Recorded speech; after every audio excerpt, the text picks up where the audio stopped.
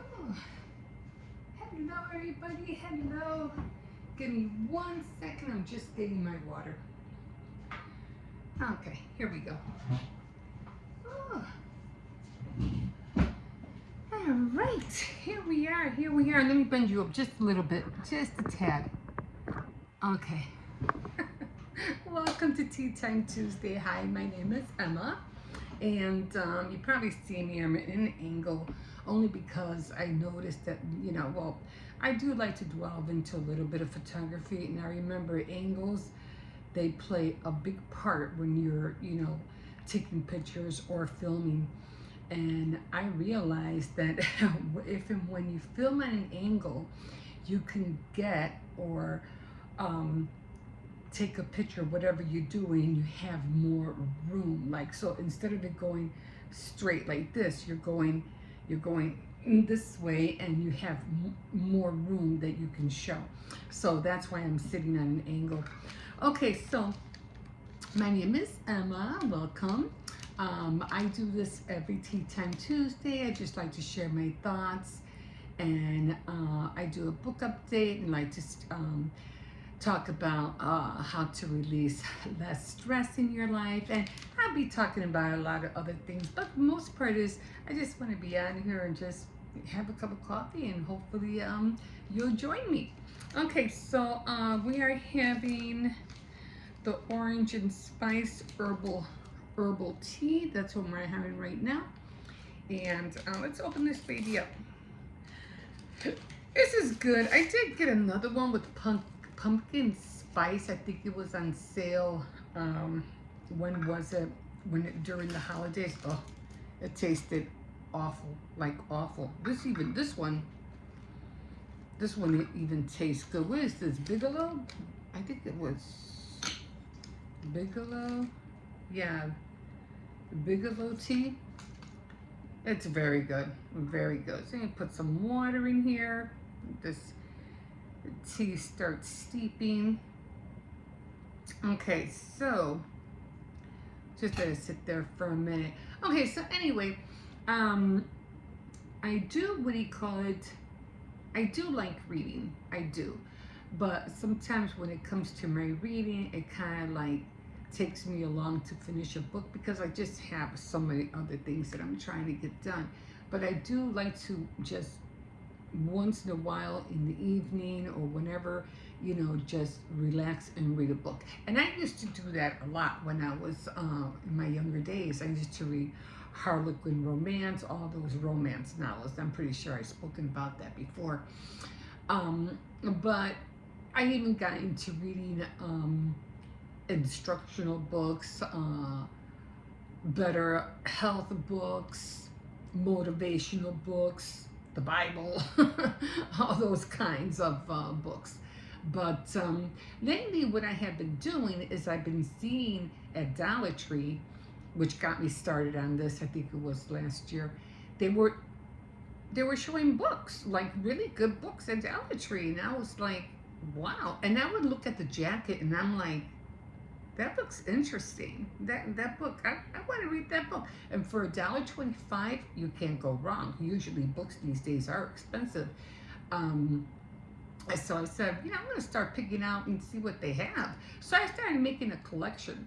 Some I liked, and some I'm still like, haven't read yet, but I still have them. And right now, and then they also have, what are those things called? Those little book libraries that people have outside their houses or outside the schools, especially elementary. They have like these little mini libraries that you can go in, and you can either put books in or you can take books out. I usually like to see what they have. I got a whole collection for my grandson that he could read. And I would pick books out there for me too, Just if this seems interesting, I'll grab it. Or in other places where if I would see another book library, I would go in there as well, and I would pick out books. But or at the thrift store, if I see a book that I see that I like, especially craft books, I will get it.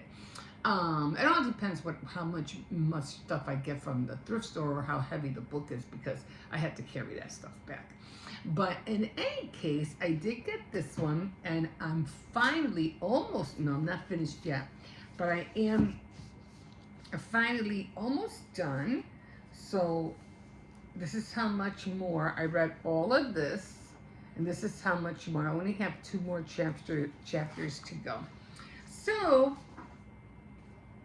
let me tell you guys, I don't know which way this book is going. I feel like, oh my God, I've been reading this book and reading this book. And sometimes you'll be reading books and you'll have books that you just can't put down. Like you want to find out what's happening next, and you want to find out what's going to happen in the next chapter. Not with this one. I'm still wondering what the heck is going on in this book. Like, the author of the book is the person who went through this whole situation in his story. And I'm like, where are we going here, Ben? Like, where are we going here? He's the writer. So I'm like, oh my God, I have the vaguest idea what this guy's trying to do, so, or say, or what, But I'm like, I started it, I'm gonna finish it, and I don't like to leave books, half read or halfway read. No, I will finish it, even if I go slow as a snail, but I will eventually commit and finish reading it. So right now I am, like I said, it doesn't have chapters, but it just has word chapters, something like that. So I'm like, okay, I'm gonna just continue reading until I finish it. But I'm still trying to figure out where is he going with the story. So let me just take a quick sip of this, and I'll talk to you more about the book.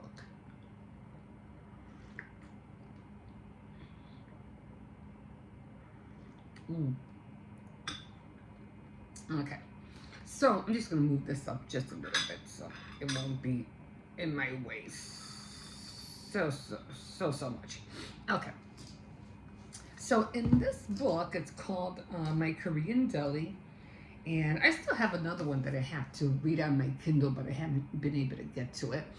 And so this guy, apparently he has a wife named Gabby, and they decided to open up a deli, not for himself, but for his wife, because she wanted to have a business before she hits 30, or by the time she was 30, just like her mom. And he already has a job. He works at a magazine called the, what was it called? The Review? No, not The Review. I forgot what it's called. Well, I'll tell you what it's called in a minute. But yeah, so he's going on and on about him having to go back and forth of dealing with where he works and dealing with what his wife wants to do, and and all that stuff. So it's like, and then he has this one person that his name is Dwayne, and he's kind of like a pain in the butt, kind of the person who just got left over in the store because the person who sold him the deli was his nephew. So he kind of like just didn't want to, just hung around. He goes, don't fire him. If you do, you're going to regret it. So he kept him on. And then he has another person, which is Kate, which is Gab's mom, and she's really good with running a business and so forth, and so she helps a lot in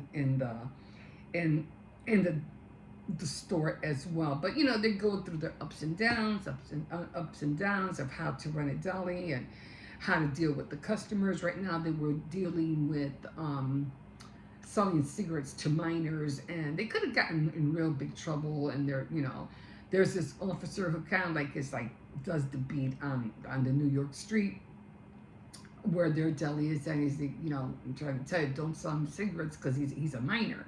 And he was like, oh well, everybody has to show their ID and whatever. And hey, it looks like he could be sold cigarettes. And no, don't do it, you'll get in trouble. So they're trying to tell Ben, to be aware that, yeah, you could have gotten in trouble there, dude.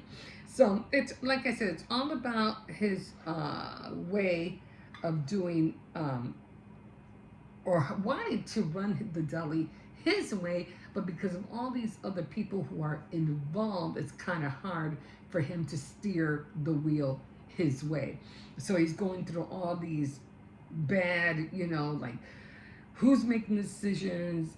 I'm the one that's supposed to make the decisions. No, Gabby is the one who's going to be making the decisions, but apparently it's her mother who's doing all the making, all the decision making. So there's a lot of back and forth, back and forth, back and forth.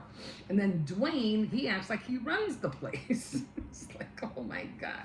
So anyway, they had gone on a little vacay um, to try to finally, you know, make a family, and that's what Gabby was like. We're running out of time. I'm getting older. Not only do I want to own a business, but I want a family. So the clock is ticking on her part, and she's like, let's get going on this. And Ben is like, I have the magazine I have to worry about. I have to, I have the story that I have to worry about. I have your mom and her sister that I have to worry about. And now you want to have a baby. Okay. All right. Let's figure this out. So anyway, that's where they were when on the last chapter. Okay, so it happens that this chapter is called The Fear Factor. Like many career-minded women, Gab has always worried about waiting too long to have children, the being the sort of hyper-organized, goal-oriented person that she is. She even had a specific age as her deadline of 32. Now, was it that one? I think it was something else. Okay, let me see. I'm trying to see. Okay, so I did pass that. Okay, so we were Costa Rica. So that's where they went to, and try to see what could happen. Okay, so after that had happened, they are, came home and rested and everything else. It says one morning, a few days after we got back from Denver, um, that's where they had that mini vacay. Gab and I were sleeping in after a late shift when Edward, Kate's husband, his father-in-law, came running down the stairs screaming and telling Gab to hurry up and come upstairs.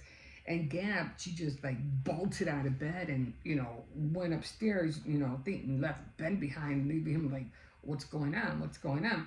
Apparently, to make the long story short, Kate ended up having a heart attack. I thought she was going to die. Like, okay, they found her dead, But what happened was that he realized that, she was getting up on her age and she's always forgetting things and, forgetting numbers, things like that. He goes, okay, this is not good. So he kind of like had an inkling that, yeah, she's at that age where they really, like, she really has to slow down because she's not getting any younger. So Gab goes up and she sees her and she's like, slumped over, like sitting on her legs, and her head is like in between her legs, and she's kind of like just slumped over and not saying anything. She's trying to say, Mom, wake up, say something, but she's not responding. So finally, I guess she shakes her enough, and says, you know what, I can't tell if she's breathing. Gab says, holding her mother's her head in her lap in the back seat. I think they had rushed. They got her into the car, and they were going to rush her to the hospital. But it just so happens that she did end up saying something a little bit, so she did wake up, and they did take her to the hospital. And what happened was that she did have a heart attack, and they said in a busy hallway, a kindly male doctor who seemed to be either Pakistani or Indian sits down with us. He says, jolt number one, that Kate had a heart attack, and it's lucky that we insisted on taking her to the hospital. It could have been a lot worse. So, yeah. So, well, they want to know, what does she do? what happened throughout the day, why did she get to this point. So he was telling her, well, we run a deli and she's doing this, she's doing that. He goes, well, she needs to stop immediately. The kind of stress is the worst thing for someone who, with the risk, with her risk factor, I suggest 6 months of continuous rest, and then she can go back to work gradually, but in a different kind of job. Which usually a person who is kind of like hyper and is on the go all the time usually doesn't take that kind of advice. So right now they put her in a coma because I guess she was just too like, you know, I want to go home, leave me alone, blah blah blah, and so they just had to like put her down for a little bit. So she's in a coma. Does says we had to put her there so she can recuperate, and I think probably she will come out of it soon, but I can't be sure. Um, well, why they put her in a coma then? That's pretty risky, don't you think? Putting somebody that old in a coma, and then you're not sure she's gonna come out of it when you're the one who did. I don't know. Anyway, so 3 days later, Kate wakes up, and after the doctors have checked her out, and she's eating the family stages a kind of intervention while she's still in bed. But of course, like I said, Kay's the kind of woman that, she'll say, I'm fine, okay, I'll relax, I'll do this. But then after a short while, she's up and at 'em, doing this, doing that. And I'm like, and she's right back into the swing of things. So that's what that chapter was about. Okay, so, the review. No, what? I think it was called the review. Okay, so DIY was the next chapter. Oh, the Paris review. So everyone was afraid that the Paris review would fold out without George. But once the collective concern for the magazine became clear, folding was no longer the issue. Um, the issue the issue was who would run the place. Now, George, of course, was the owner of the Paris Review, and Ben used to, be an editor, so he would pick up stories and, send them to the press for the stories to be printed and so forth. But it just so happens that after George died, he didn't really teach anybody or said, okay, when this happens, you're taking over or you're taking over. So he kind of just apparently just left it all up to the board. And usually the board doesn't really say what they're going to do until they drop the hammer on you, and then all hell can break loose. You never know who's staying, who's going, and what changes are going to take place. So that always happens when you have a board. So years of accumulated errors are being put. So he always tried to make it like a game, make it fun, but because of that, kind of like the staff didn't take their jobs really seriously until finally, after he was gone, then they all kind of like buckled down and said, you know what, if we don't start behaving, if we don't start doing our jobs, we can lose our jobs. So years of accumulated errors are being purged, and one of the results is that we've put out some of the strongest issues in a long time now they were really working it. Of course, things like that will make you think twice. Okay, now we got to get serious. So there was this one book. It was called the Anthology, and it was a book that was like had a big like set them back $10,000, and I guess the author didn't want to do the book anymore, and it was a lot of back and forth, and then they had to try to stop the press so they wouldn't press it, send it to press, but then it went out anyway, and it cost George a lot of money, and then he was upset about it, and that's probably what threw him over the edge. I don't know. Anyway, so they were going to go to this one place where a lot of authors and any event occurred where they would read a book, and I think it was supposed to be the anthology, but that never happened. So they ended up getting two authors, and they were supposed to read some books, either their books or about the book that the other guy didn't want to, the one that got messed up getting out. So let's see. Okay. So, however, Dwayne, who's never even a minute late for work, impeccably fails to shows up when his shift starts. Half an hour passes, then an hour. I call him, no one answers. I guess he needed Dwayne there so he can go to this event. It was like a reading thing. When finally he sees him coming down the Atlantic Avenue. His gait is unsteady and his face looks mangled and swollen. He goes, like, what the heck happened to you? And he goes, oh, I had to go, I had a real bad toothache and I had to get it out. He goes, oh, what dentist did you go to? And he goes, dentist? Hell no, I'm not gonna pay $100, $150 to pay for a dentist. I did it myself. He goes, what?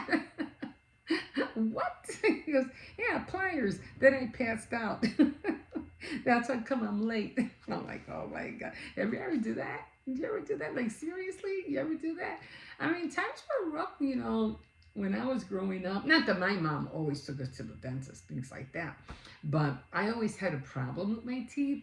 And at one point, they were like, literally, I even have dreams, like they were literally like coming out on their own. And I'm like, oh my God. And I don't know what it was, but I guess not that I'm trying to, poke fun at my mom or make her sound like a bad person or anything like that. But, she had a lot of kids and I was always the middle kid. She had to raise 3 kids before me and then she had to raise 3 kids after me, and I was like the middle child, and they was like, whatever happens to her, as long as she's alive, she'll be okay. But she really never really nurtured me, kind of. I was like always like the black sheep of the family. I was always on the sideline watching everything, you know. And they were never on me about brushing my teeth, brushing my hair. Usually like on the holidays, yes, or going back to school, yes. She always make sure we had everything. But they were never really on me on, basic hygiene. So I was really bad with not brushing my teeth. And so as I got older, I ended up getting like a disease. So I ended up having to, my teeth were just bad. And then I just never took it upon myself to do it neither. So every now and then I would always have to go to the dentist, have inflamed gums and stuff like that. And to one point where it was just getting too expensive to get, your teeth pulled. So I would always like, okay, I'm just gonna do it myself. So I would end up, on my own, just twist and turning, because I would have inflammation. So I would be twisting and turning. Believe me, it was painful, but I didn't care. I am not going to the dentist. Just like Dwayne. So I would go back and forth this way until it finally came out. And it was just so crazy because you had this one little tiny little blood, little vessel of a strand. And that was the thing that was causing you the pain. So once you pulled it out, the pain was gone. Now it's like, really? That was it? It was just that one little dot? Talk about things being alive. Like, wow. So I did that numerous of times. Of course, I never did that to my kids. I always took them to the dentist. I'm just talking about me personally. So, and then later on, as the years got more and more, I got an infection, and then I just had to get them all removed. So, yeah, they just started falling out like one by one. And I was like, you know what? I'm done. Let's just take care of the situation once and for all. So anyway, he did that, and then Ben finally went to the event. So there was 2 authors, Robert Pinsky, and the other one was, what's her name? Jamaica Kincaid. Anyway, those were the 2 authors that were supposed to read because of the famously quit Stafford like I said, at the event. So That day, I guess it might have been in the summer, I don't know, but it was really, really, really hot. And he finally got there, and then I guess the owner or the person who was taking care of the venue was saying, "We're about to start. Where are your authors?" And they're like, "They're not here yet." And she goes, "No, neither one." And he's like, he's panicking, he's freaking out. He's like, "Oh my God, what's going on?" So then finally, he's looking around. He's like, "Well, she has to be here." He's looking around for her, and he finally sees her, you know, in a library area, and she's like lying down, like leaning against some case, and she's hot, she's flustered, and she goes, "Yes, I'm here. I made it." And she's like, "What? I guess they're not here." Okay, that was the lady who was talking to her. Okay, so then she okay, so I started inspecting the aisles, poetry, fiction. It must have been at a library. And there was no air conditioning, and people were taking off their clothes and fanning themselves with the books they bought from Jamaica Kincaid and Robert Pinsky to autograph. So he's looking for her, and yes, says something quizzically, you know, where where you'll all be. I suddenly felt lightheaded, as if heat in the bookstore, and driving for 4 straight hours like a piece of delivery man and not eating all day wasn't enough. I missed my afternoon tea. Nevertheless, I managed to squeeze out the final word, reading, though more in the manner of petrified rodent that than the way I normally would. Like she's saying, he was telling her, "You got to read. You got to get up there and read." And then she goes, "Reading?" She goes, "Yeah, you got it. You have to read up there." And then she's like, um, "It just happens to find you here in the Harvard bookstore. What if my message never got through?" So anyway, he goes on, and she's like, "Okay, yes, of course." She finally hits her, "Yes, I'm here to read. I'm going to read." So Kincaid suddenly says with the utmost cheer while putting her shoes back on, "Is the audience here? Where did you want me to go? Should I sign the books afterwards?" In tense release, I felt like kissing her toes. But then, as we were walking over to the podium, the readings coordinator hisses at me, "Where's Robert?" I don't know. So another author that was missing. So anyway, she finally gets to the podium, and then she's like, "Is this my piece? That's what you want me to read?" And I not again assumed that she would read her own piece, a kind of fever dream called "What I Have Been Doing Lately." And someone suddenly, reluctantly, she does. But then the story, being short and recited in a hurry, it it is over almost as soon as it began, and the bookstore is filled with awkward silence. So all of a sudden, she's reading her piece. It wasn't that long, and it's like, because the other guy wasn't around. She's like, "Well, what am I gonna read next?" And she's like, "It's like, oh God, like, oh my God." Okay, so he goes, "Well, just read Nighthawks." And his story, Nighthawks, was a little bit more had to do with sexual innuendos. He was like, "Oh no, I forgot I put that in there," and blah blah blah. But at the end of the day, Nighthawks is a perfect because it was readable and fast, and without almost no dialogue. And then she started moving, and of course he said he panicked when he realized what she was reading. Um, so then she finally that part was finally read. You intend to sit out here all night like strangers. Okay, so then they ended up reading the story about how that part of the um, article was. So, and then it's over. We made it. The piece is done. The audience is clapping. Jamaica Kincaid is wearing somewhat dazed expression.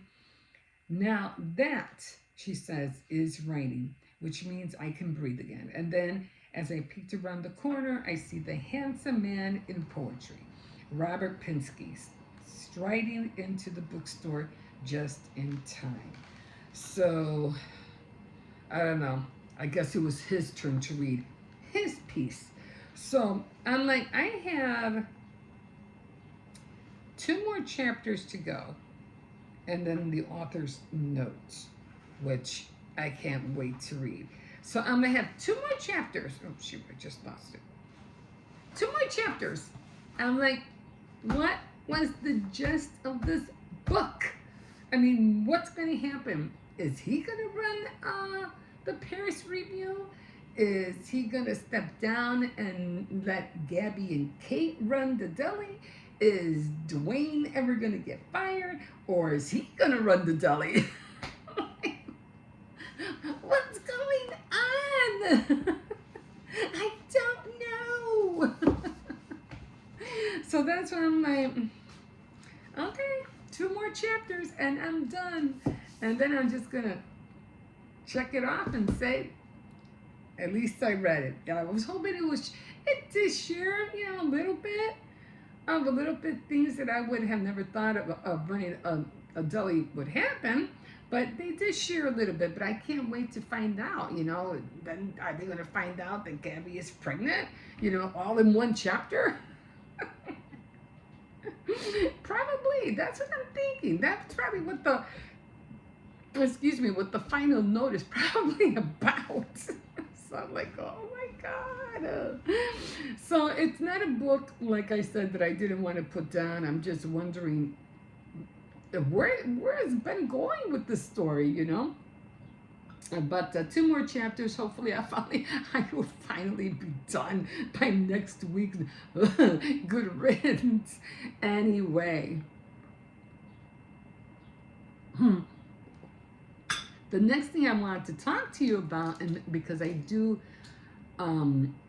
try to help people, because I know usually when you just want to relax and you just want to, talk to somebody or drink a cup of tea with somebody, that kind of does. It releases a lot of stress. So if you ever want to release stress, just maybe invite somebody over, have a tea party, a coffee party, set up some hors d'oeuvres or whatever, sandwiches, and then just sit and chat with somebody for a while.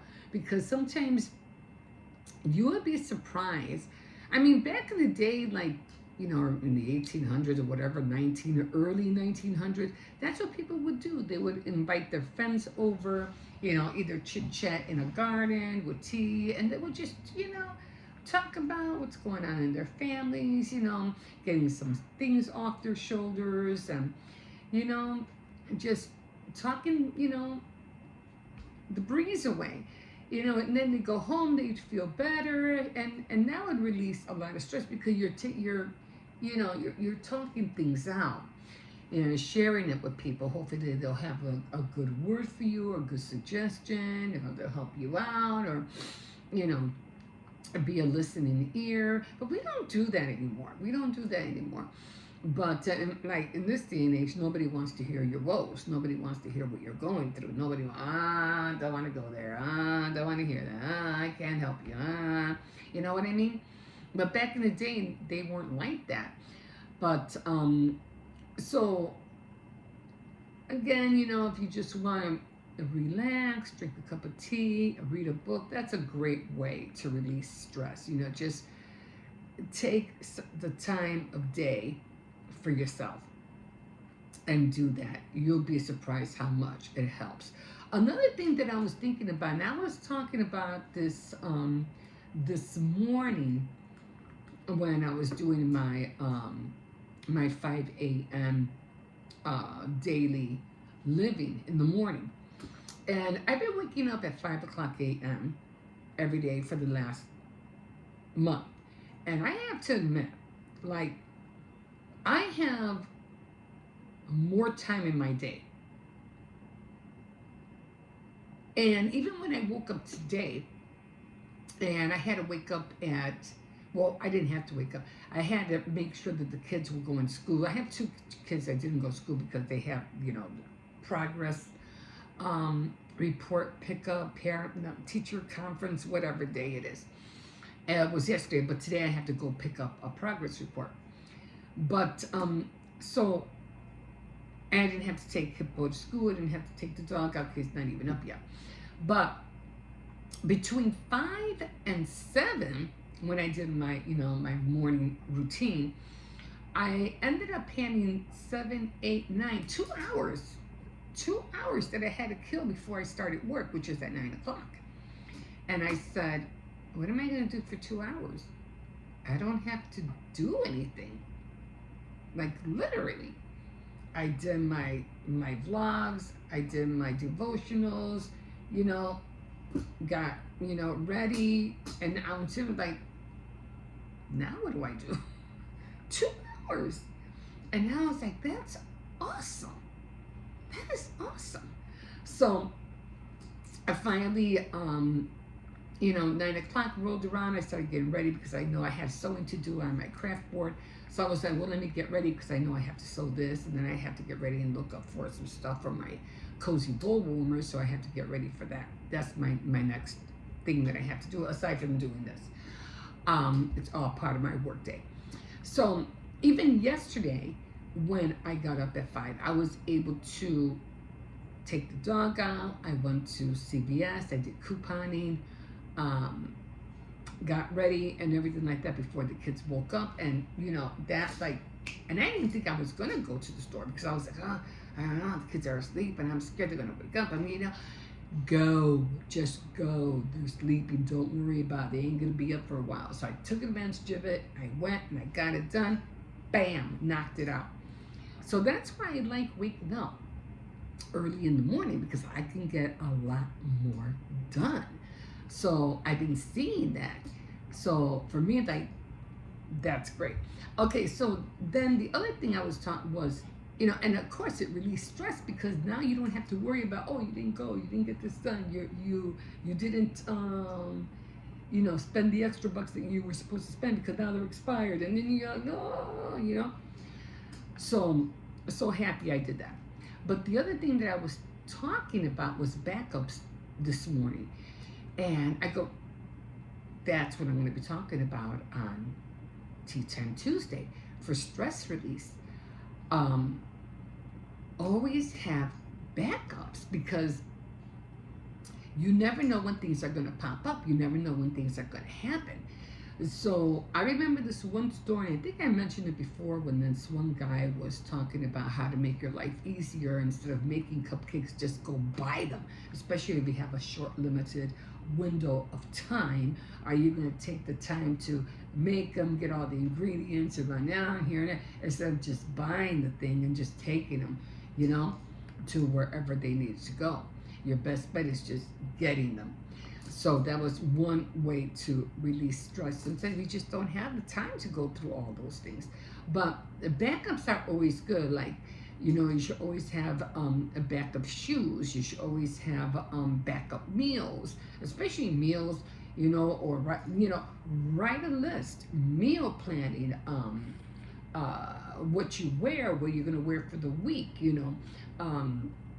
all that stuff. Make daily trackers, like I do with my devotionals. I have a devotional tracker and a Bible tracker of what I read, on a daily basis. And when I see that I missed a lot of days, I'm like, oh my God, I got to do better than this. And then when you see you done good, you go, yay, a pat in the back because you did good. And you're happy about it. It gives you joy. And that's what you want. And instead of being stressed out, you want something to give you joy. So I was really happy to see that I only missed 7 days last month when it came to my Bible tracker. So I was really happy about that. And other backups, like, having backup, clips to download, or having whatever, like I said, backup meals, and always making sure that you have something to lean on if something doesn't happen. Okay, backup funds. Have like a petty cash box if you need to, or whatever. Remember how grandmas and or your mom used to always have that little tin can, and it always had cash and money in there. Even backup quarters, because every time I go to Aldi's, and it's a famous store, and I'm sure everybody's heard of it. You need that quarter, so I will always make sure that I have a quarter inside this little pouch thing that they made, I think about 4 years ago, and you just put it in the slot, and it's like a keychain. I keep it in my purse, but if I'm in a hurry, I also have a quarter in the side pocket of my purse. So when I'm in a hurry, I don't have to take the time out, especially when it's freezing outside. You don't want to be out there unzipping everything, taking the quarter out of the little pocket thing, and your hands are freezing, your gloves, and it's hard to take it out. So I just unzip my purse, get the quarter that's already in there, and let's get going. That's what a backup is for. So that's what you do. Of course, when it's summer, you don't care. You can take your time. So little things like that. You always have to try little things. I'm gonna be doing the same thing with my camera. So I was like, I already have a charge. I'm not gonna film during the week because I already have, filming that I do, but I want to start filming on the weekends. So again, backup, because you always have to have backup, whatever you're wearing, backup shoes, backup gym shoes, backup, whatever the case may be. Backup funds. There's just so much, but always have backups. It will always make your life easier in the long run. Okay, so yeah, even with food, I go to, what do you call it? I do go to food pantries. And why? Because I'm trying to stretch my dollar. So when I go to food pantries, I have extra stuff that helps me in the long run. So, I don't have spaghetti sauce. No, yes, I do, because I went to the pantry the other day and they gave me spaghetti sauce. Oh, I don't have noodles. No, yes, I do, because I've been, what's that called? Basking in all the noodles. Like, if they have noodles, rice, beans, I'll take them. I'll take them, because those are staples that you have to use, in a daily living. Rice, bean, vegetables, sauces, all of that. And I'll talk about that, because I'm going to be going to another house, another food pantry soon. But you have those things in your house, and you don't have to pay for it. That's backup stuff that you need. They don't really give you flowers or eggs and milk, not right now, only because of the egg situation. I don't know why they don't give milk. They were, but I don't know. I understand the eggs, but not the milk. But anyway, they don't give sugar or anything like that, or sweets they do, snacks they do. But again, with everything else, even when it comes to crafts, I always get backups. Even when it comes to stamps, I get backups just in case, I lose the original. At least I have another one. Or even when I do earrings. When I do earrings, I make a set of earrings, right? And sometimes if I'm really like, yeah, I thought about this when I was going to buy earrings. And what I ended up doing was buying 2 pairs of the same earring. I haven't made another extra, but I'll probably be doing that soon. So I would buy a pair of earrings at the store, but I would buy a second set of the same. So if I would lose one, I have a backup set to replace the one I lost. So that's what I mean about always having backups. There's backups for everything and anything. I'll try to make a list of what you can do with that. Backup vitamins, backup makeup. Yeah, that's the reason why I started couponing, because cosmetics was getting expensive. And I was like, shampoo and all this, especially if you wanted name brands. So I started couponing so I could get cheap makeup and everything. I even had a drawer one time where I had all this makeup, bronzers, mascara, eyeliner, eye pencils, blush, and everything, to the point where I ended up giving some away for Christmas. But you always want to have backups. The only thing about, especially mascara, You have to be careful because some of them, if you have them too long, they'll dry out and then they're no good.